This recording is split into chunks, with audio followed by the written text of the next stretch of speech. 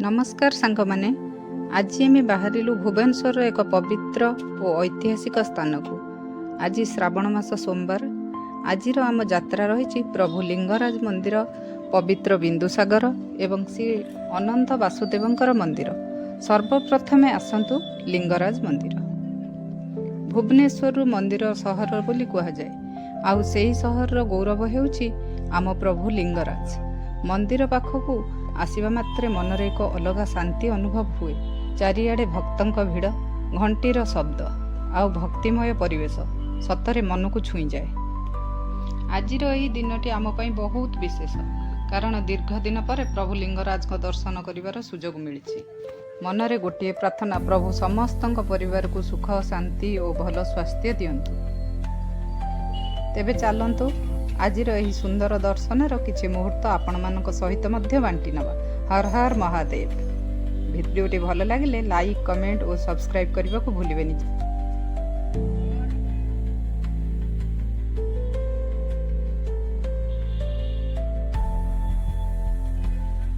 लिंगराज मंदिर रे जोता, चप्पल और मोबाइल फोन भीतर को नेबा को अनुमति नाही।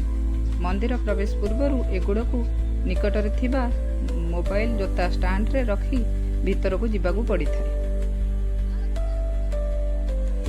पुराना सहर रे थिबा लिंगराज मंदिर ओडिशार प्राचीन और प्रसिद्ध मंदिर मानक मध्यरु अन्यतम।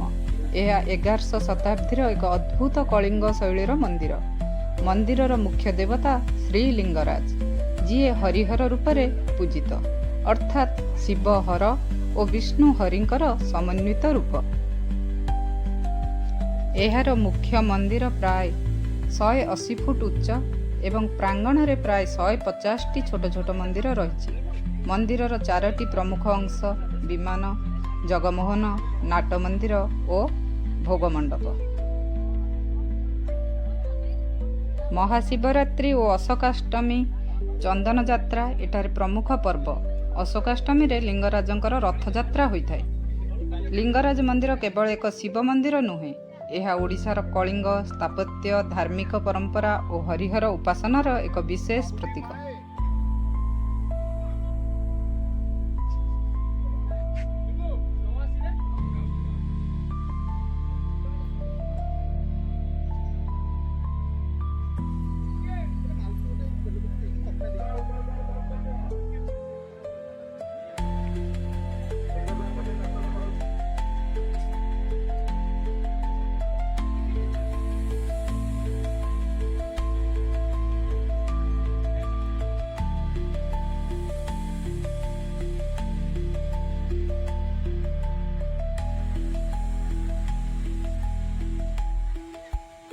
प्रभु लिंगराजंकर दर्शन परे बाहर को बाहरिले आपण जे कुंडटी देखुचंती, एहार नाम होउछि देवी पादहरा कुंड, जाहाकू सहस्रलिंग कुंड मध्य कुआ जाए। एहा लिंगराज मंदिर निकटरे अवस्थित।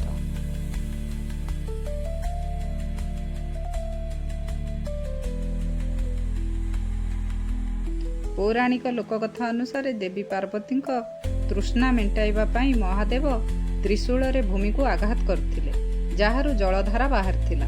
परे सेही स्थान रे कुंड निर्माण होइतिबा कथा प्रचलित अछि।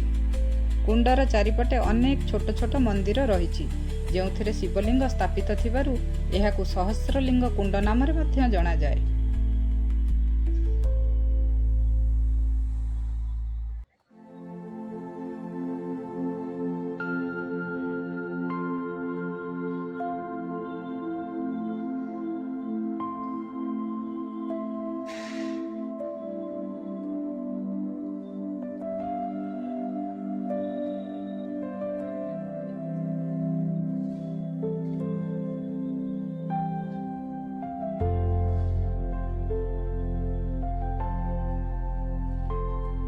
लिंगराज मंदिरर प्रत्येक कोणरे ओडिशार पुराना ऐतिह्य, परंपरा और धार्मिक भावनार छाप देखिबाकू मिले।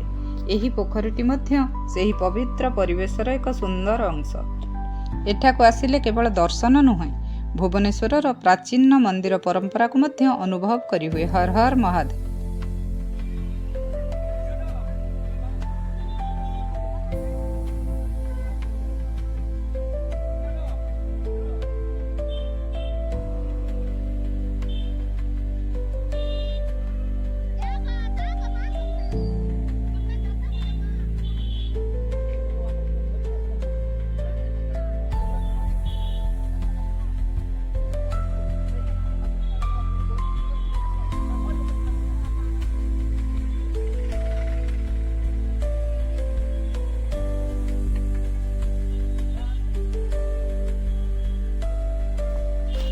ଲିଙ୍ଗରାଜ ମନ୍ଦିରରୁ ବାହାରି କିଛି ପାଦ ଗଲା ପରେ ଦେଖିବାକୁ ମିଳେ ବିନ୍ଦୁସାଗର ପୁଷ୍କରଣୀ। ଭୁବନେଶ୍ୱରର ଏହା ଏକ ପ୍ରସିଦ୍ଧ ଓ ପବିତ୍ର ଜଳାଶୟ। ପୁରାଣ ଓ ସ୍ଥାନୀୟ ପରମ୍ପରା ଅନୁସାରେ ଭାରତର ବିଭିନ୍ନ ପବିତ୍ର ତୀର୍ଥ ଓ ନଦୀର ଜଳରେ ଗୋଟିଏ ଗୋଟିଏ ବିନ୍ଦୁ ଏଠାରେ ଏକତ୍ରିତ ହୋଇଥିବାରୁ ଏହାର ନାମ ବିନ୍ଦୁସାଗର ବୋଲି କୁହାଯାଏ। ଏହି ପବିତ୍ର ଜଳାଶୟ ଲିଙ୍ଗରାଜ ମନ୍ଦିର ଓ ପୁରୁଣା ଭୁବନେଶ୍ୱରର ଧାର୍ମିକ ପରମ୍ପରା ସହିତ ଗଭୀର ଭାବରେ ଜଡ଼ିତ। ବିଶେଷ କରି ଚନ୍ଦନ ଯାତ୍ରା ସମୟରେ ବିନ୍ଦୁସାଗରର ମହତ୍ତ୍ୱ ଆହୁରି ବଢ଼ିଯାଏ। ବିନ୍ଦୁସାଗର ଚାରିପାଖରେ ଅନେକ ପ୍ରାଚୀନ ମନ୍ଦିର ରହିଛି। ବିନ୍ଦୁସାଗରର ଚାରିପାଖରେ ଅନେକ ପ୍ରାଚୀନ ମନ୍ଦିର ରହିଛି। ଲିଙ୍ଗରାଜ ମନ୍ଦିର, ଅନନ୍ତ ବାସୁଦେବ ମନ୍ଦିର ଓ ଅନ୍ୟାନ୍ୟ ଐତିହାସିକ ମନ୍ଦିର ଏହି ଅଞ୍ଚଳକୁ ଭୁବନେଶ୍ୱରର ଏକ ପ୍ରମୁଖ ଧାର୍ମିକ ଐତିହାସିକ ସ୍ଥଳୀ କରିଛି। ଆଜି ମଧ୍ୟ ବିନ୍ଦୁସାଗର କେବଳ ଏକ ଜଳାଶୟ ନୁହେଁ, ଏହା ପୁରୁଣା ଭୁବନେଶ୍ୱରର ଇତିହାସ, ପରମ୍ପରା ଓ ଆଧ୍ୟାତ୍ମିକତାର ଏକ ଜୀବନ୍ତ ପ୍ରତୀକ। ପୌରାଣିକ ମାନ୍ୟତା ଅନୁସାରେ ବିନ୍ଦୁସାଗର ଭୁବନେଶ୍ୱରର ଏକ ପବିତ୍ର ତୀର୍ଥସ୍ଥଳୀ କୁହାଯାଏ। ଏଠାରେ ଭାରତର ବିଭିନ୍ନ ପବିତ୍ର ତୀର୍ଥ ଓ ଜଳର ବିନ୍ଦୁ ଆସି ମିଶିଥିବାରୁ ଏହାର ନାମ ବିନ୍ଦୁସାଗର ହୋଇଛି। ହିନ୍ଦୁ ପରମ୍ପରା ପିତୃପୁରୁଷଙ୍କ ଉଦ୍ଦେଶ୍ୟରେ ପିଣ୍ଡଦାନ କରିବା ଏକ ପବିତ୍ର କର୍ମ। ବିନ୍ଦୁସାଗରରେ ପବିତ୍ର ଜଳରେ ତର୍ପଣ ପିଣ୍ଡଦାନ କଲେ ପିତୃପୁରୁଷଙ୍କ ଶାନ୍ତି ଓ ସଦ୍ଗତି ମିଳେ ବୋଲି ଧାର୍ମିକ ବିଶ୍ୱାସ ରହିଛି। ଏହା ସହିତ ବିନ୍ଦୁସାଗର ପାଖରେ ଥିବା ଲିଙ୍ଗରାଜ ମନ୍ଦିର ଓ ଅନ୍ୟାନ୍ୟ ପ୍ରାଚୀନ ଶୈବ ତୀର୍ଥ ଯୋଗୁଁ ଏହି ସ୍ଥାନର ଧାର୍ମିକ ମହତ୍ତ୍ୱ ଆହୁରି ବଢ଼ିଯାଏ। ବିନ୍ଦୁସାଗରର ପିଣ୍ଡଦାନ କରିବା ମୁଖ୍ୟ ଉଦ୍ଦେଶ୍ୟ ହେଉଛି ପିତୃପୁରୁଷଙ୍କୁ ସ୍ମରଣ କରି ତାଙ୍କର ଶାନ୍ତି ଓ ସଦ୍ଗତି କାମନା କରିବା।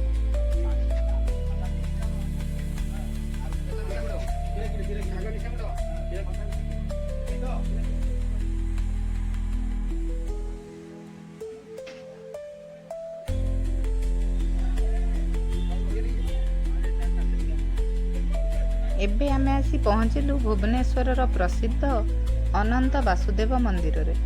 ବିନ୍ଦୁସାଗର କୂଳରେ ଥିବା ଏହି ପ୍ରାଚୀନ ମନ୍ଦିର ଭଗବାନ ଶ୍ରୀକୃଷ୍ଣଙ୍କୁ ଅନନ୍ତ ବାସୁଦେବ ରୂପରେ ସମର୍ପିତ। ଏଠାରେ ଶ୍ରୀକୃଷ୍ଣଙ୍କ ସହିତ ବଳରାମ ଓ ସୁଭଦ୍ରାଙ୍କୁ ମଧ୍ୟ ପୂଜା କରାଯାଏ। ମନ୍ଦିରର ପ୍ରାଚୀନ କଳିଙ୍ଗ ସ୍ଥାପତ୍ୟ ଓ ଶାନ୍ତ ଆଧ୍ୟାତ୍ମିକ ପରିବେଶ ମନକୁ ଛୁଇଁଯାଏ। ଏଠାରେ ଆଉ ଏକ ବିଶେଷ ଆକର୍ଷଣ ହେଉଛି ମହାପ୍ରସାଦ। ମନ୍ଦିରର ପାରମ୍ପରିକ ରୋଷେଇରେ ପ୍ରସ୍ତୁତ ଭୋଗରେ ଭାତ, ଡାଲି, ଡାଲମା, ବିଭିନ୍ନ ତରକାରୀ ଓ ଅନ୍ୟାନ୍ୟ ପାରମ୍ପରିକ ଖାଦ୍ୟ ରହିଥାଏ। ମାଟିହାଣ୍ଡିରେ ପ୍ରସ୍ତୁତ ଏହି ଭୋଗର ସ୍ୱାଦ ଓ ପରମ୍ପରା ଏଠାକୁ ଆସୁଥିବା ଭକ୍ତମାନଙ୍କ ପାଇଁ ଏକ ନିଆରା ଅନୁଭୂତି।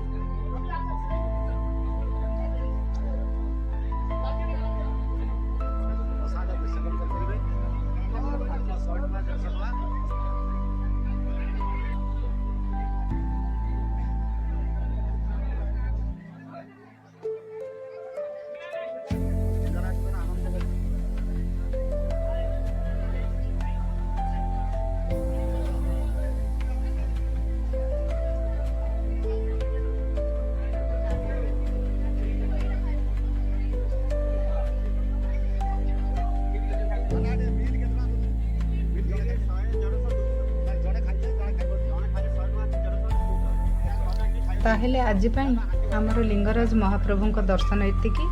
ଆପଣମାନଙ୍କୁ ଆମର ଏହି ଛୋଟିଆ ବ୍ଲଗ୍ଟି କେମିତି ଲାଗିଲା କମେଣ୍ଟ କରି ଜଣାନ୍ତୁ। ଭିଡ଼ିଓଟି ଭଲ ଲାଗିଥିଲେ ଲାଇକ୍, ସେୟାର କରନ୍ତୁ ଏବଂ ଏମିତି ଆହୁରି ସୁନ୍ଦର ବ୍ଲଗ୍ ପାଇଁ ଆମ ଚ୍ୟାନେଲକୁ ସବସ୍କ୍ରାଇବ୍ କରନ୍ତୁ। ହର ହର ମହାଦେବ, ଜୟ ଲିଙ୍ଗରାଜ ମହାଦେବ।